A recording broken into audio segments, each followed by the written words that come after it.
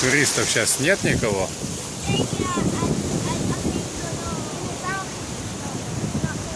Вот такая совершенно пустынная Кейсария. Что? Да, далеко большие волны. Да, там корабль разгружается с углем.